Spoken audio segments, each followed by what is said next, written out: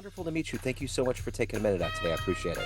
Thank you. Thanks for doing this. I love connecting with people and just talking to people. So it's It's fun for great. me. Yeah, I love this podcasting realm. Yeah. So before we get into your work, I want to know first and foremost, 5 years ago, this pandemic did a lot of things to shape the way that we're living our lives today. How did you hmm survive the pandemic of 2020, and how has it radiated into your life and work in 2025? Wow, that's such a good question because I barely survived the pandemic. As someone in the field that I'm in, I do a lot of healing work and a lot of, holding space for people and helping people through challenging things. And so in the beginning of the pandemic, I hit it hard. I was doing online live meditations in my Facebook group every day and just really holding it up for a lot of people. And we were connecting and finding ways to, make it through that weird time. And then all the chaos sort of hit, and there was all the protests and all of that going on, and so much negativity. And for me, that negativity, although I wasn't, I'm not directly affected. I'm a white middle-aged lady. Like I'm not directly affected because of my race or anything, but the general negativity back and forth was really heavy for me. And that was actually what fell apart for me in that moment because I'm always trying to stand in a place of light and love. And I felt like it was really hard to hold it during that time period. And I sort of kind of gave up and got a little bit dark for a minute. And maybe not dark, but I sort of started living more of a transactional life, like almost on purpose. Outside of my immediate family with my kids, I thought, okay, well, if this is so hard and everything's so heavy and it seems like everybody hates everybody, then I'm going to just jump in and start to say, well, if nothing's in it for me, I'm not doing it, Yeah. which is completely opposite of how I lived up to that point. And so I sort of took a step back from all my work. I work with a connection to spirit, which is how I see it, and a connection to the universe, or the feeling that that feeling of connection between all of us. I think that is a consciousness that permeates living and non-living, or seen and unseen, beings, entities, souls, whatever you want to call them. And I just completely shut down all connection for about 3 years, probably about 3 years. It felt a lot longer than it was, but it was about 3 years. And then I had a traumatic life experience, and it was odd that that was the thing that kind of opened everything back up and connected me back to my sense of compassion and love. And because I had been actually searching for it, I was actively trying to get back to that space of, I'd listen to my own podcasts and from the past and be like, wow, how did I even feel these profound things? And why did I even have this urge to share this? I couldn't understand who I had been. Yeah.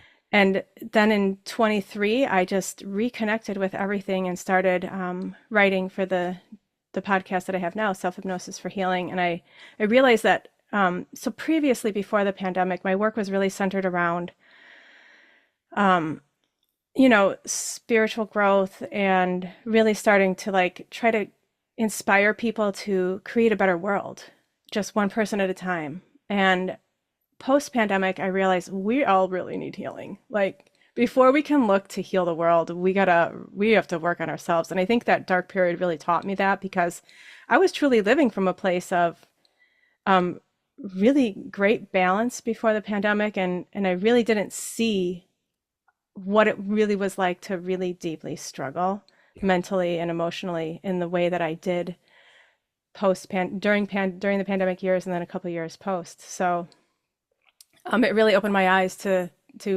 think, wow, we really need a lot of healing. And so that's why I sort of shifted my focus to like bringing your nervous system down to a centered place, and a lot of like spiritual healing, symbolic healing sessions and things like that. I guess that's one of the good outgrowths of going through this pandemic is that finally mental health wasn't seen as something like just get over it. What's the big deal, right? That was kind of Right. the attitude. And Yeah. and now there's a seriousness that goes into it. They're looking at it more like, like anything else that would be serious, that would be a medical ailment that someone would have. So I think it's allowed all of us to probably have a little bit more empathy and compassion, I would hope. Yeah, I think so. And I think a lot of that, from my observation, a lot of that is due to where the young adults, the preteens to young adults were. My Yep. son was coming up on 12 when the pandemic hit, and he and his whole and all those kids that I knew that were in that age bracket, they really struggled because Yeah. that's a super social time. And so it's affected them all the way up until now. Now I'm starting to see them all be sort of like where they normally should be. But, you think all those little early dating years in middle school where you have those little flirtatious dating things that aren't really dating. I mean, they skipped all of that, Yeah. they just, and so they entered the dating world like, what is this? Like, what's happening? Like, I don't know how to do this because, Yep. my maturity doesn't match where I feel like, I am comfortable. So, Yeah. and beyond that, so much mental health stuff went on with those teens. Yeah. I really feel like I was very like, let's get masked, let's do everything, let's just do what they say and get through this. Yeah. But now looking back, I'm like, oh, I don't know. That really affected the kids Yeah. in a It bad way. it did. They were the ones that took the hit because we had mileage on our odometer. We lived a life that didn't include that. But yeah, when you look at these kids, it's like they hadn't been around long enough to absorb the heaviness of all of that. Yeah.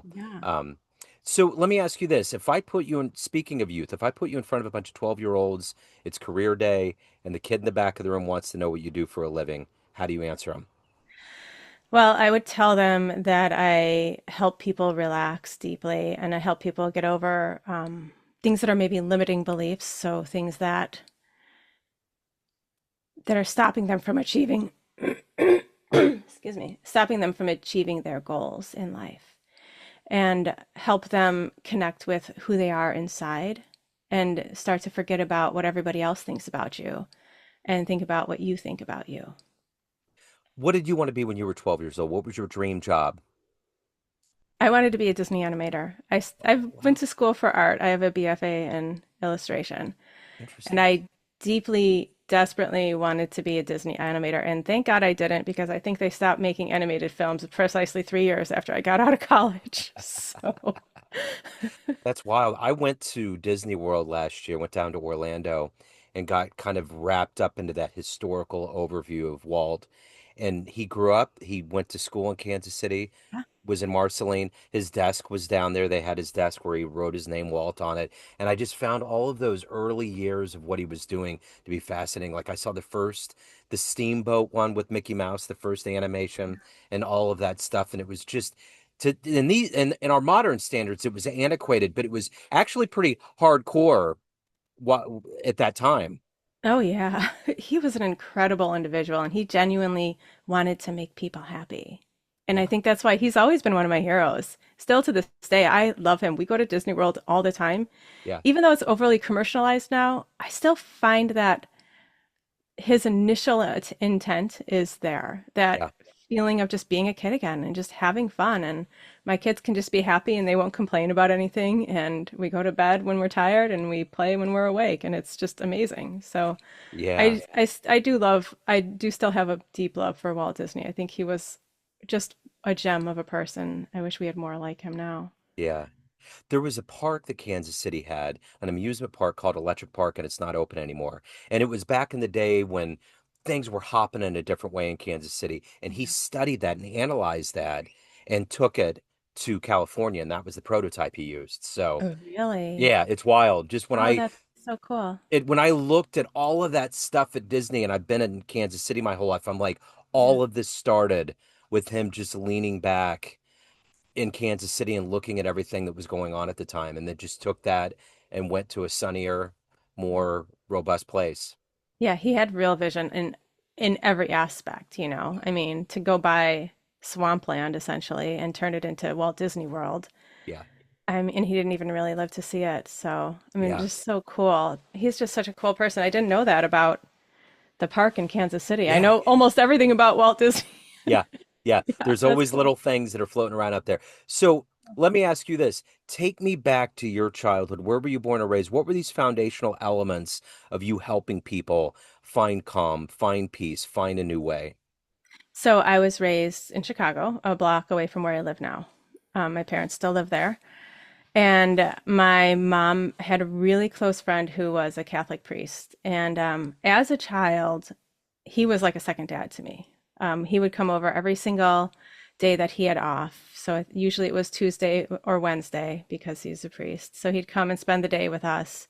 And I just remember waiting, waiting for him to come. And although I've veered from Catholicism, obviously, in the past 40, 30 years, whatever it's been, he had this love in him. He was one of the good ones. He was full of life and he was like a child and he really loved connecting with people. And I feel like he gave me this space for my spiritual life and for my drive to connect with people and to help people feel joy and feel good about themselves and share that with others.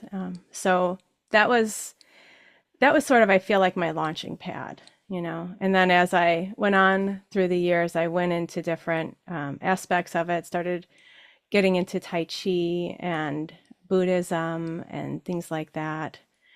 So I've really been all over the map when it comes to spirituality. I've always been a seeker. I can't remember a moment in my life where I wasn't trying to connect with spirituality and whatever you call it, if you call it God or the universe or whatever it is. I like to feel that love. And so I've always just been seeking that feeling of love and connection, no matter what I do, whether I'm playing with crystals as a young 20 something or meditation now, I'm just always looking to feel that love inside. It's better than any high you can get out there because I've tried a few of them and it's definitely better than anything I've ever experienced. It's just feeling that connection and love. So who's been an inspirational force, a hero for you in your life? Well, there's been a few. So the priest I mentioned in the beginning, he's definitely in the beginning of my life was definitely inspirational. There's also this Indian saint from Kerala. Her name is Amritanandamayi. She is also a just she hugs people, and that's what she does. You get in line and she hugs people, and she's just a light. And she's been very inspirational for me in the form of compassion and trying to do the right thing for everybody, even though you can't ever do the right thing for everybody, but just trying to hold that space of connecting and doing the right thing for people. And my family, my kids are just, they come out and they're pure. And so they go through stuff, they start to develop, their own, patterns or whatever, but keeping myself pure for them and feeling that connection of love between them is always, they inspire me for sure. So the Cheesy, I know, but No, it's good. No, it's awesome. I feel the same way about my kids. So let me ask you this. You have to dig into some deep stuff with clients to help them get to a better, calmer place. I mean, at this age in our lives, there's all kinds of baggage. How do you protect yourself? How do you keep yourself separated from the things that can get heavy and taking care of your soul and ensuring that both you and the client's taken care of at the end?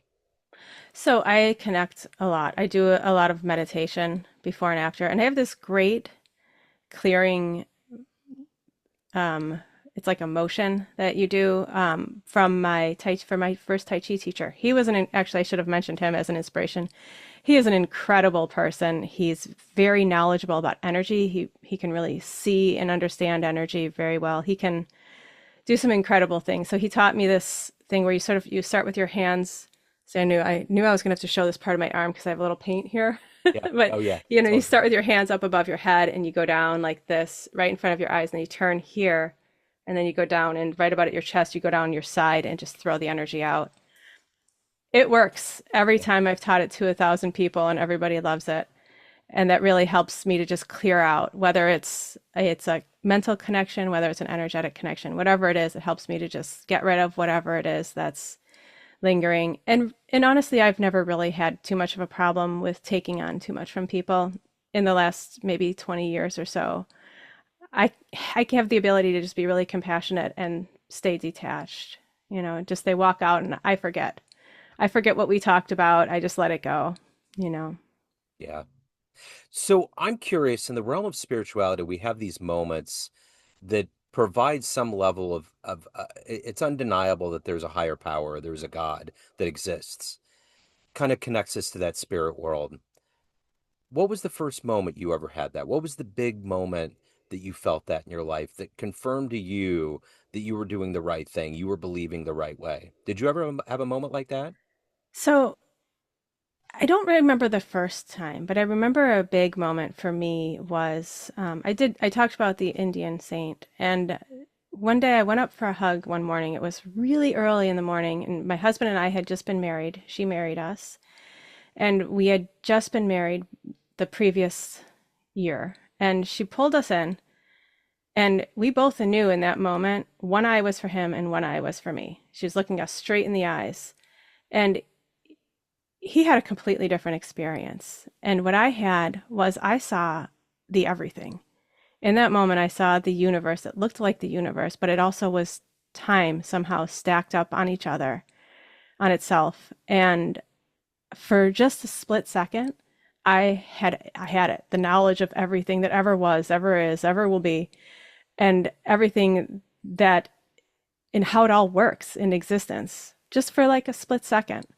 And I don't remember it now, and I can't experience it now. I can remember that feeling, and it was incredible. And it looked like the universe, and it was beautiful. Like the colors, it wasn't just the stars. It was, like you see the Hubble pictures, almost like that, but kind of fainter. It wasn't as like dense. It was these beautiful, lacy colors, and it was incredible. That's awesome. So let me ask you this. If you had a dream tonight, ran into the 18-year-old version of you, ready to Mm. charge out into the world, and you could give that version of you a piece of advice based on this life you've lived, the wisdom you've accumulated, what advice would you give that young version of you? Oh man, I would tell myself to take it slow, on in everything. Slow down and it's all going to come. You don't have to push for it. You just make your intentions and you keep working toward it in a calm way. I was very I had a drive, to seek and to teach and to learn. And I think maybe I didn't have to wear myself out so much. I'd say slow down, go internal. Yeah, totally. So let me ask you this. If you were to walk into a room of all the clients that you've had throughout the years, everybody that you've worked with, and you could go to a podium in front of all of them and tell them one fun story about you, first concert you went to, jumping out of an airplane, outrunning a bear, some kind of adventure that you've been on, cool place you traveled to, what would be a cool story you would tell that room? Ooh, well, maybe it's not a cool story, but the favorite place I've ever been was kayaking it's just south of Mendocino in California. We did cave kayaking, and it was almost like a spiritual experience because the waves were breaking out further. So they were breaking on rocks, and there's this big bay with, how it goes like curvy up there. So Yeah. you've got these channels of water coming in. And so the water would come in these big waves, and you just go, you know, with the kayak. They weren't breaking; they were just like being in a wave pool in a kayak, and they were like 5, 6, 7 feet tall, and you're just going like up and down, and it was so beautiful. I would stay there forever. I That's loved it. awesome. Yeah. So, of everything that you've done, accomplished, and evolved into at this point in your life, what are you the proudest of? Oh, definitely being a mom. I know, Yeah. cheesy, but my kids are incredible, and I mean, I'm gonna cry because my son's gonna be, he's just turned 17. Yeah. And I was just telling the other day, like, I did it. I'm so proud of him. He's incredible. He's smart and kind and funny and good out in the world. He connects with people and he talks to them. And so Yeah. No. definitely being a There, mom. there's Yeah. nothing cheesy about that at all. So let me ask you this. Everyone has a perception of you, family, friends, clients, Yeah. everyone that knows you, but you run the show. What's your perception of you? Who do you think you are? Well, I think I am, that's such a deep question. Yeah. To me, I'm just me. I'm this little kid who likes to play in the woods and pick flowers and be in my own imagination. And I've got a whole world going on in my imagination. I Yeah. can be alone and not alone at the same time and really feel it. And I love being in the trees. I feel like they talk to me. They're, Yeah. I think they're beautiful sentient beings. And that's That's who I am at the core. I'm a little forest fairy. I love it. So if anyone wants to tune into your podcast, hire you, they have questions, any of the good business, where do they go? Yeah, so my website is just elizabethcatherine.com with a C. And Elizabeth, or Catherine with a C. So it's, you can spell it either way. And then my podcast that I have going right now is called Self Hypnosis for Healing. It's on all the major podcast apps. So you can find either of those on my website, or you can just go straight to Self Hypnosis for Healing. Wonderful. Elizabeth, this has been great. Thank you. Thank you for your story. Thank you for your time. It's been great. Thank you so much. This was a great conversation. Yeah, absolutely. Looking to get new clients to your business through cold calling or email marketing? At Agency Y, they envision a world in which small and big companies have equal chances to win new customers in the market. Their purpose is to bring parity and reduce the gap between large and small firms with the help of their cold calling and cold email marketing services. Use the code Joe Dimino 10 at www.agencyyyy.org/coldcallingjoe.php or www.agencyyyy.org/emailmarketingjoe.php to get 10% off your first order. This is Joe Dimino of Neon Jazz and Famous Interviews, and I stand behind Agency Y to meet your business dreams.